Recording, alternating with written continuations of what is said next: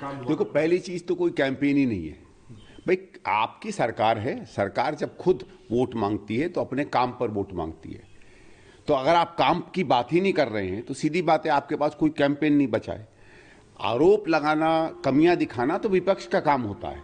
तो सरकार बैठ के विपक्ष का काम कर रही है, इसका मतलब उसके पास पक्ष का कुछ नहीं है, पहली चीज। दूसरा ये है कि साहब क्या हुआ था आज से 20-25 साल पहले, वो बिहार की जनता ने तय करके उस सरकार को हटा दिया। आपको बार बार मौका दिया। आपके समय क्या हो रहा है? पिछले कुछ समय से अपराध जो बढ़ रहा है उसकी बार बार खबरें आ रही हैं। पुलों में, सड़कों में, बिल्डिंगों में जो भ्रष्टाचार है उसकी बार बार खबरें निकल कर आ रही हैं। बलात्कार बढ़ते हुए आरोपों की खबरें निकल कर आ रही हैं। इन पर तो कोई कमेंट ये लोग कर नहीं पा रहे हैं। तो चाहे नीतीश जी हों, चाहे बीजेपी के बड़े नेता हों, वो अपनी उपलब्धियां गिनाने की बजाय इस कोशिश में लगे हैं, क्योंकि उनके पास मीडिया का तंत्र है, उनके पास इश्तहारबाजी है, पैसा है, धन है, कि हम इस बात को लोगों में किसी भी तरह कर दें कि जिस सरकार को उन्हें 20-25 साल पहले हटाया था, आज वही सरकार चुनाव लड़ रही है, बीजेपी नहीं चुनाव लड़ रही। ये एक तरीके से है। तो हताशा उनकी दिखती है, उनकी निराशा दिखती है, और लगता नहीं है कि इस तरीके का कैंपेन बार बार लोगों के बीच में जाएगा, क्योंकि लोग भी तो जानते हैं ना भाई, उन्होंने ही सरकार को हटाया था, उन्होंने वही एक दूसरी सरकार को लेकर आए थे। नीतीश की सरकार को 20-25 साल समर्थन भी दिया है, 2-3 बार बीजेपी के साथ समर्थन दिया है, एक बार कांग्रेस और लालू जी भी उसमें साथ थे तब समर्थन दिया है। तो बिहार की जनता तो जानती है कि क्या आकलन वो करेंगे चुनाव में वोट देने के पहले। सर, बार बार इस पोस्ट को लेकर जो है विवाद होता रहा। अब तो ये एनडीए आरोप लगा रहा है कि आरजेडी और महागठबंधन जो है मुस्लिम डिप्टी सीएम या सीएम फेम बनाने के लिए तैयार ही नहीं है। आपको लगता है कि ये साहब, हम क्या करते हैं क्या नहीं करते, इसमें उनको क्या दिक्कत है? अभी आपने पहले सवाल पूछा घुसपैठियों का, तो घुसपैठियों का तो भारत सरकार की जिम्मेवारी है। आपने एसआईआर वहां करवाया है। जो सीमाएं हैं जहां से सो कॉल्ड घुसपैठिए आते हैं वो तो आपके कंट्रोल में है।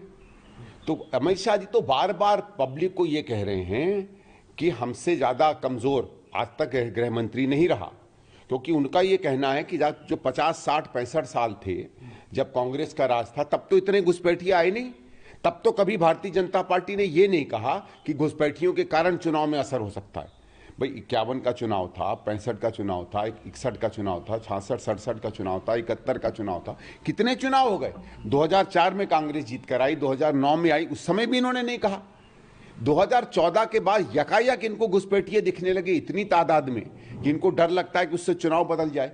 तो एक चीज तो ये मान रहे हैं कि नरेंद्र मोदी और अमित शाह के अंदर इस देश की सीमाएं सुरक्षित नहीं हैं। अगर घुसपैठिए आए हैं तो घुसपैठियों का मसला हो, मुसलमानों का मसला हो, इसके अलावा कुछ और भी बात करें। और महागठबंधन किसको क्या बनाएगा, ये महागठबंधन की जिम्मेवारी है। और हमारे यहाँ हमेशा रहा है, कम से कम कांग्रेस में हमेशा ये प्रथा रही है कि चुनाव होने के बाद क्या नेतृत्व बनता है, क्या समीकरण आते हैं, कौन कौन जीत कर आता है, किस पार्टियों का क्या बल रहता है, उसके हिसाब से मंत्री चुने जाते हैं, उसके हिसाब से भारत सरकार के स्तर पे तो नहीं, राज्य स्तरों पर डिप्टी सीएम चुने जाते हैं। तो एक बार पूरा नतीजा सामने आ जाए तब हम देखेंगे हम किस तरीके की कैबिनेट बनाते हैं। सर, जम्मू कश्मीर में राज्यसभा ने कहा कि हमारे जो वोट जितने मिलने थे उतने मिले, लेकिन बीजेपी को 4 अतिरिक्त वोट कहां से मिले, कौन मदद कर रहा है? अब ये तो देखना पड़ेगा। अगर ऐसा हुआ, मुझे इसका ठीक जानकारी नहीं है, पर अगर उनको मिले हैं ज़्यादा अतिरिक्त तो इसका मतलब है खरीद फरोख्त वहाँ भी चालू हो गई। और ये पता करना पड़ेगा भाई, सीधी बात है कि किस पार्टी के कितने हैं, उसमें किसको कम मिला, किसको ज़्यादा मिला, इसका आकलन कर सकते हैं। लेकिन ये बहुत स्पष्ट नहीं होता, क्योंकि है तो सीक्रेट बैलेट। या तो कोई दिखाए अपना वोट, नहीं तो फिर ये अटकलें ही रह जाती हैं। सर, LIC एक जानकारी सामने आई है कि कैसे 33,000 करोड़ रुपए विभिन्न कंपनियों में निवेश किया गया है। कांग्रेस पार्टी उसको लेकर मांग कर रही है कि जेपीसी से मांग हो, विंटर सत्र में भी जो है उसको उठाने की बात कर रही है। कैसे इस खबर? देखिए, ये बहुत गंभीर खबर है। और वॉशिंगटन पोस्ट, भले हमारे लोग कहें विदेश की है क्या है, वॉशिंगटन पोस्ट की एक शाख है, वो जाना जाता है अपनी अच्छी पत्रकारिता के लिए।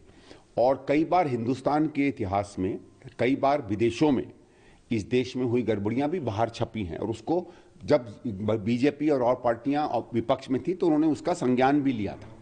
तो ये किसी विदेशी न्यूज़ को लेना जो तथ्यों के साथ छपे और जिसके कुछ न कुछ हमेशा से भारत की मीडिया में भी खबरें आती रही हैं, ये एक बात गंभीर दिख रही है। और अब पिछले आप कुछ समय से देखिए, हर बार इसमें अडानी का नाम आ रहा है। क्या आ रहा है क्या नहीं आ रहा, मैं उसकी बहुत डिटेल में नहीं जाना चाहूँगा, क्योंकि खबर क्या है, खबर की बारीकियां तो एक्सपर्ट ज़्यादा जानेंगे। लेकिन एक आपको याद होगा, एक हिंदी फिल्म थी, उसमें एक डायलॉग था कि दाल में काला नहीं है, यहाँ तो पूरी दाल ही काली है। अब ऐसा लगने लगा है कि नरेंद्र मोदी जी की इन चीज़ों में, खासकर अपने जो इनके जो आर्थिक मदद करने वाले लोग हैं, वहाँ पूरी की पूरी दाल ही जो है काली दिख रही है। सर, दिल्ली प्रदूषण, छठ पर्व और आर्टिफिशियल को लेकर जो है काफ़ी अलग अलग तरीके की प्रतिक्रियाएं सामने आ रही हैं। साहब मतलब माफ़ करिएगा, लेकिन हमारी जो दो प्रमुख पार्टियां कम से कम एमएलए के हिसाब से दिल्ली में हैं, आम आदमी पार्टी और बीजेपी, उन्होंने मजाक बना दिया दिल्ली के पर्यावरण का। ठीक है, जो गंभीरता से लेना चाहिए, मैं बार बार इस बात को रेखांकित कर रहा हूं कि गंभीरता से लीजिए, जो इसके पीछे के मुद्दे उन्हें पकड़िए, विकास में जो काम होने हैं वो करिए, ट्रैफिक को सुधारने का काम करिए, इलीगल कंस्ट्रक्शन रोकिए, जहां जहां से धूल उड़ती है उस पर अंकुश लगाइए। और सही बात है, कुछ पटाखों का भी असर होता है, कुछ पराली का भी असर होता है, लेकिन पटाखा कुछ समय रहता है, पराली भी कुछ समय रहती है। आपके 11 साल के केजरीवाल का निकम्मापन और 8-9 साल में तो लग रहा है कि रेखा जी को भी ज़्यादा हवा नहीं है, क्या हो रहा है, ये चीज़ें मरवाएंगी दिल्ली में। अभी आर्टिफिशियल रेन, मुझे याद है साहब, केजरीवाल साहब भी हर बार कहते थे हम आर्टिफिशियल रेन करवा देंगे, ये भी आर्टिफिशियल रेन के चक्कर में पड़े। अरे आर्टिफिशियल रेन कोई लॉन्ग टर्म सोल्यूशन है क्या? और अभी मैंने कल या परसों पढ़ा, मतलब बड़ी हास्यास्पद बात थी कि भारतीय जनता पार्टी का ही कोई बड़ा नेता या मंत्री कह रहा था कि साहब बादल जब आ जाएंगे तब हम करेंगे। तो अगर बादल नहीं आएंगे तो आप ये ऑप्शन ही क्यों दे रहे हो? अक्टूबर नवंबर में सामान्यतः बादल कम आते हैं। अब या तो ये बादल भी क्रिएट कर लेंगे तो दूसरी बात है भाई, जैसे आप कृत्रिम बारिश कर सकते, हो सकता बादल भी कर दें, मतलब धुआं चला के एक जंगल जला के, हमको नहीं मालूम ये क्या करेंगे। लेकिन इनकी सारी कहानियां, मुझे देखिए इतना गंभीर विषय है, इसलिए ये शब्द नहीं कहना चाहिए, लेकिन जोखरी लगती है इन दोनों पार्टियों की।